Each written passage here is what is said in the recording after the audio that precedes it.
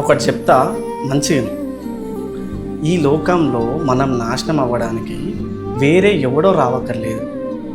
మనలో ఉన్న కొన్ని పిచ్చి గుణాలే మనల్ని నాశనం చేస్తాయి. దాంట్లో నెంబర్ 1 మన నోటి దురుసు. బావిలో ఉన్న కప్పకు తెలియదు కదా తాను చేసే బెకబెక శబ్దం వినే పాము తన దగ్గరికి వస్తుందని. అట్లనే అవసరం లేని చోట కూడా నువ్వు నోరు పారేసుకుంటే నీ నోరే నీ పాలిట కాలయముడవుతుంది. 2వది అహంకారం.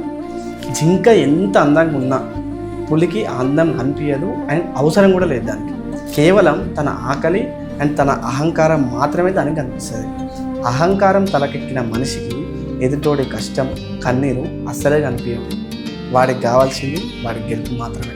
3వది తొందరపాటు. కుడితే తాను కూడా చస్తానని తేలుకు తెలుసు. ఒకవేళ కుడితే తను కూడా చచ్చిపోతుందని తేలుకు తెలుసు. అయినా కానీ తన తొందరపాటు గుణాన్ని అది వదులుకోలేదు. కోపం రాగానే ఆలోచించకుండా చేసే పనులు ఏవైతున్నాయో వాటి వల్ల మనల్ని మనం నరుక్కున్నట్టే.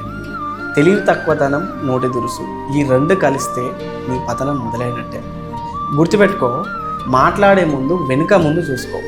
గర్వపడే ముందు నీ గతాన్ని చూసుకో. నీ నోటిని నీ కోపాన్ని అదుపులో పెట్టుకోకపోతే ఆ కప్పలాగా ఆ తేలులాగా నీ చావును నువ్వే కొని తెచ్చుకున్నట్టు ఉంటుంది. సో దయచేసి అందరూ అర్థం చేసుకోండి. వీడియో నచ్చితే లైక్ చేయండి. కుదిరితే ఇలాంటి మరిన్ని మంచి మంచి మోటివేషన్ వీడియోస్ కోసం ఇప్పుడే మన పేజ్ని ఫాలో చేయండి. అండ్ ఈ వీడియోని ఎవరికైతే షేర్ చేయాలనుకుంటున్నారో వాళ్ళందరికీ షేర్ చేయండి. Thank you so much. Thank you for watching. See you in the next video.